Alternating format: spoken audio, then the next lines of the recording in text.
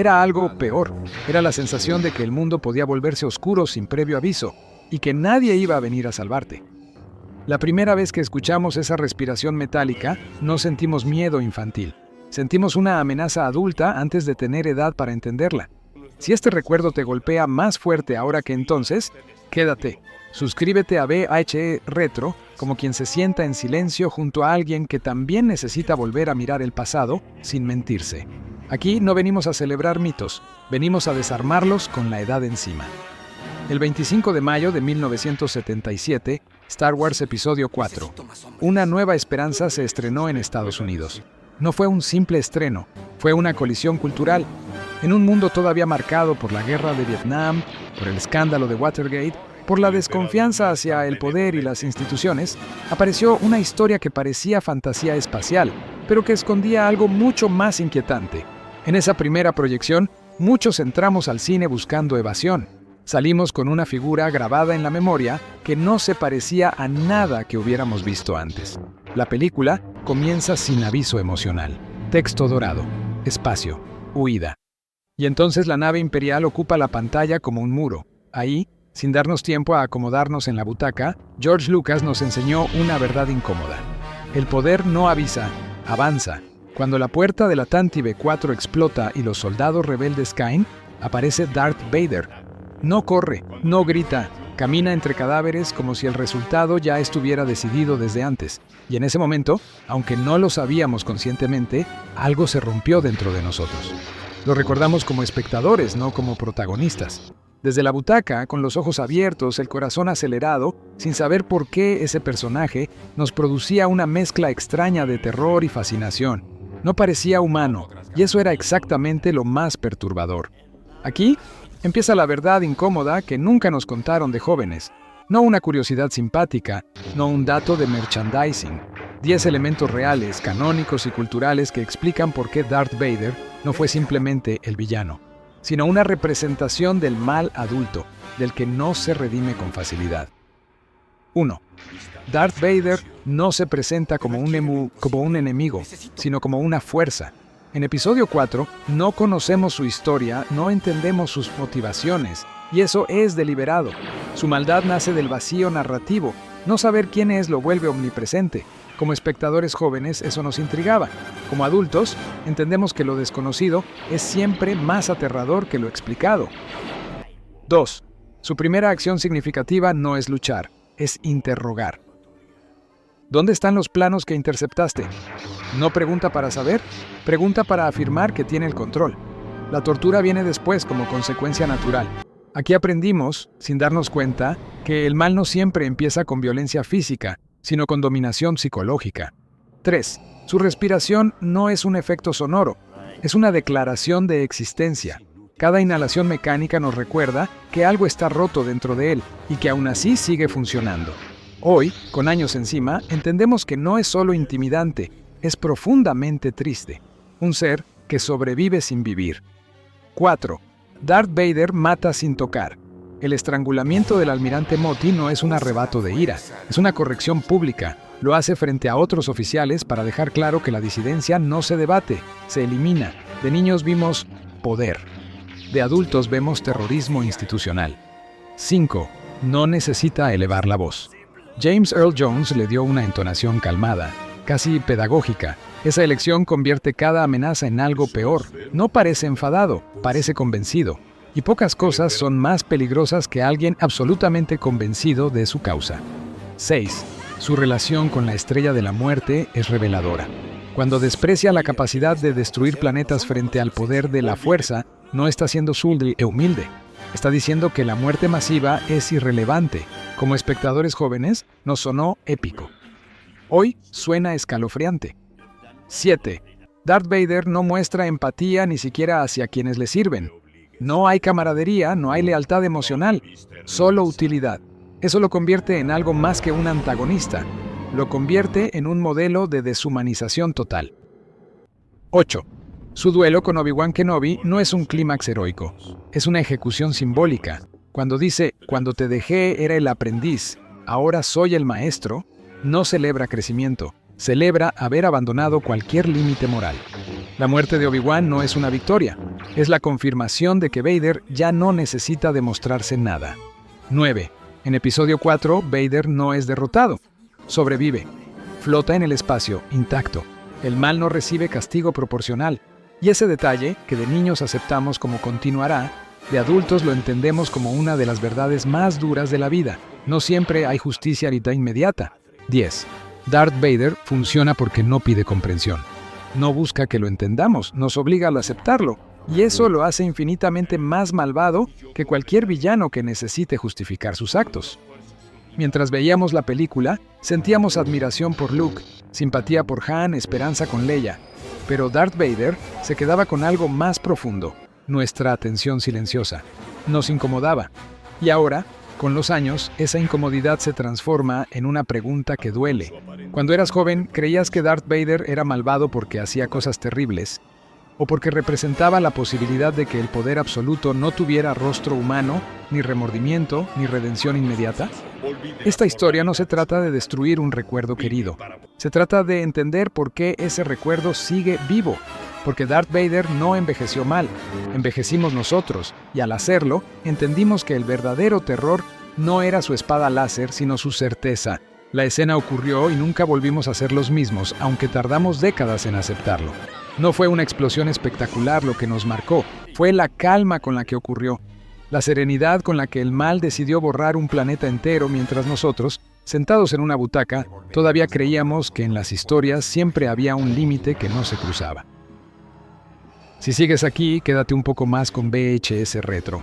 No como espectador casual o estás, sino como cómplice adulto de una memoria que pide ser revisada con honestidad.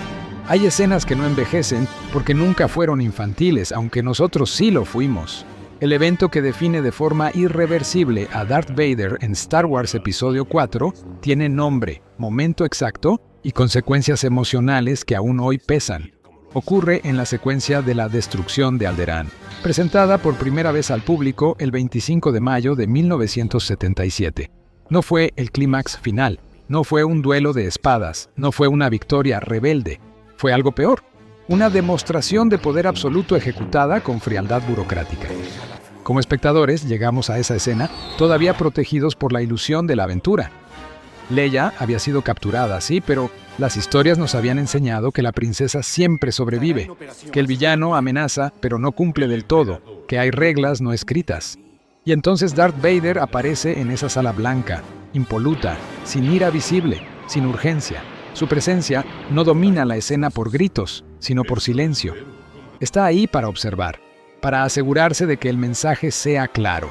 La decisión no la verbaliza él, pero la ejecuta. Y eso es clave. Darth Vader no necesita ser el arquitecto del horror para ser su garante. Cuando la estrella de la muerte se prepara para disparar, él está presente como testigo y custodio del acto. Como adulto, hoy entendemos que eso es incluso más perturbador que apretar el botón. Es el rol del ejecutor que no duda, del guardián del sistema. La frase que atraviesa esta escena y la vuelve imborrable no viene acompañada de música heroica ni de gestos exagerados. Pueden disparar cuando estén listos. Dicho con calma, dicho como si se tratara de una prueba técnica. En ese instante, millones de espectadores en 1977 presenciaron algo que el cine comercial rara vez se atrevía a mostrar sin anestesia emocional. El exterminio total como espectáculo funcional. No hubo tiempo para procesarlo. El planeta desaparece, y con él, la familia de Leia, su infancia, su historia, todo. Aquí ocurre el quiebre definitivo en nuestra relación con Darth Vader. De jóvenes, muchos vimos esa escena como impactante. De adultos, la entendemos como traumática, porque no se trata solo de la muerte de millones, se trata de la indiferencia. Vader observa, no celebra, no se conmueve, simplemente confirma que el poder funciona. Los datos reales de esta escena la hacen aún más incómoda.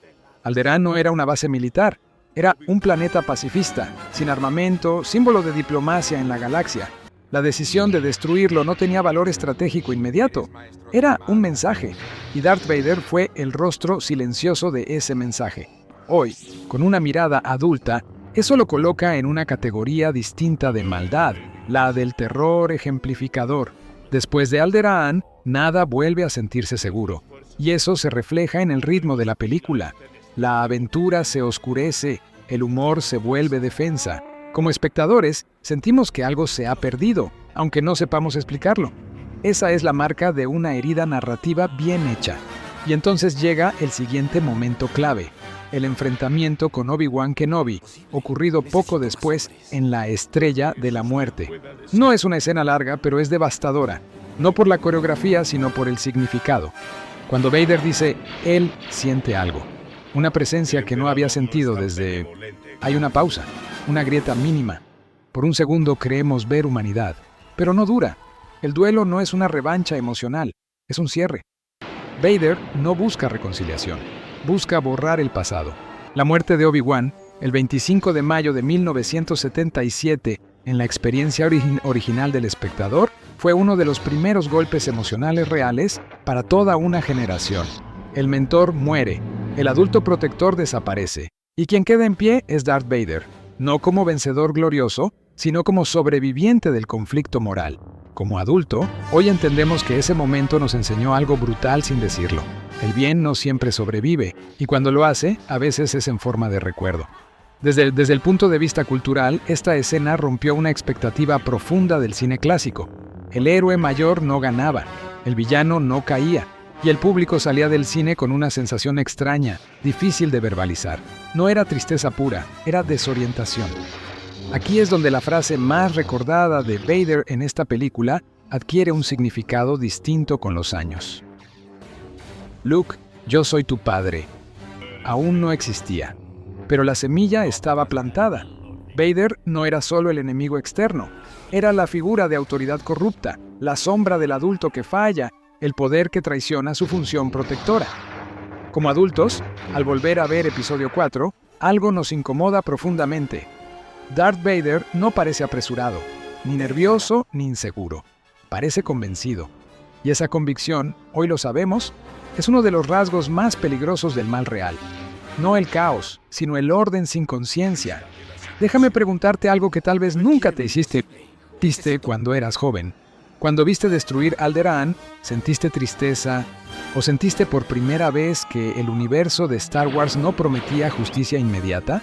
¿Y cómo cambia ese recuerdo ahora que sabes que en la vida real hay decisiones igual de frías que no ocurren en galaxias lejanas? Esta segunda parte no busca juzgar al personaje, busca mirarlo sin la protección de la infancia, porque Darth Vader no fue diseñado para ser comprendido rápidamente, fue diseñado para quedarse, para crecer contigo, para volverse más incómodo con cada revisión. Con la distancia del tiempo llegan los números. Y los números no mienten, pero tampoco consuelan.